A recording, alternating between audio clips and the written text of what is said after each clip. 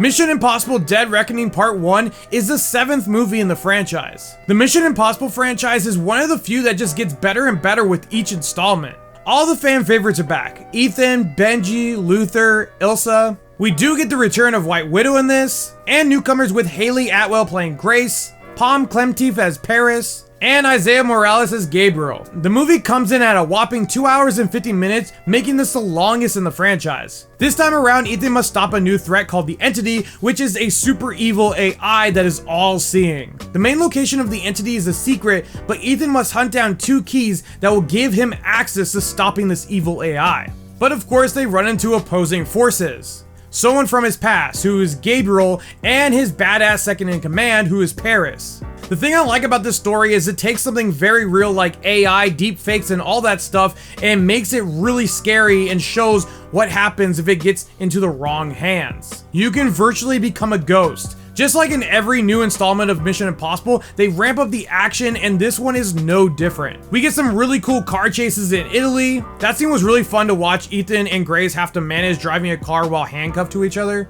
Also, a detail I noticed while binge watching all the Mission Impossibles is almost every main vehicle they get into, whether it's a motorcycle or a car, is a BMW. And apparently they made a deal back in 2011 with BMW, so this makes a lot of sense why almost every vehicle they drive is a BMW. Also, I noticed this movie kind of takes some points from the second movie, since Ethan wants to work with Grace, who's a beautiful thief just like in the second movie. There's also tons of sleight of hand in this movie, not just from Grace, but also from Ethan. There's some really good espionage scenes in this. I like the new villain in this, and I'm really curious if he's going to be as good as Lane from the last 2 movies. The stunts in this were fantastic as always.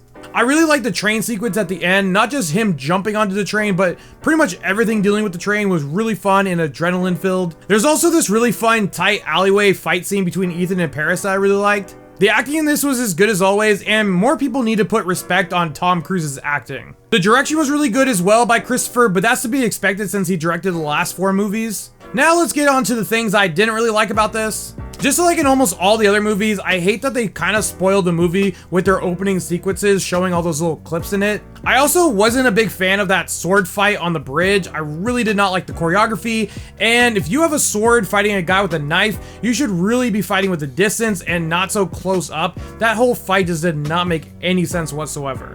I also wasn't too big of a fan of Grace's character. Like, almost at every single turn, she tries to screw over Ethan, even though the whole time Ethan is just being nice to her and trying to help her. But she's just kind of unlikable, so it was hard to like her character at moments because sometimes she's cool and then other times she just gets really annoying. Other than that, I love this movie. It gave me everything I wanted from a Mission Impossible movie, and this is how you end a part 1 of a film. This is why I give Mission Impossible Dead Reckoning Part 1 a 9 out of 10. If you guys like this review, hit that like button. If you guys want to see more, hit that follow button. And as always, thanks for watching.